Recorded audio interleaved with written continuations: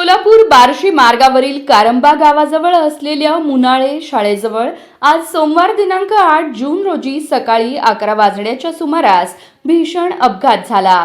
Hyva गाडी आणि दुचाकी यांच्यात झालेल्या धडकेत एका शेतकऱ्याचा जागीच मृत्यू झाला, तर दुसरा शेतकरी गंभीर जखमी झाला आहे। या घटनेमुळे परिसरात हळहळ व्यक्त होत आहे। मिळालेल्या प्राथमिक माहितीनुसार धोंडप्पा जोडमोटे वय अंदाजे 67, राहणार कारंबा, जिल्हा सोलापूर आणि मल्लीनाथ हिप्परगीकर वय 65 हे दोघे कारंबा गावातून बाजार करून दुचाकीवरून आपल्या शेतातील वास्तव्याच्या ठिकाणी परत जात होते। त्यावेळी भरधाव हायवा गाडीने त्यांच्या दुचाकीला जोरदार धडक दिली। या अपघातात धोंडप्पा जोडमोटे यांचा घटनास्थळीच मृत्यू झाला, तर मल्लीनाथ हिप्परगीकर गंभीर जखमी झाले असून त्यांच्यावर उपचार सुरू आहेत।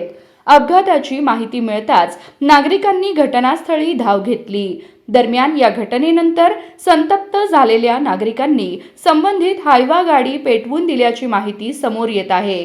त्यामुळे काही काळ तणावाचं वातावरण निर्माण झालं।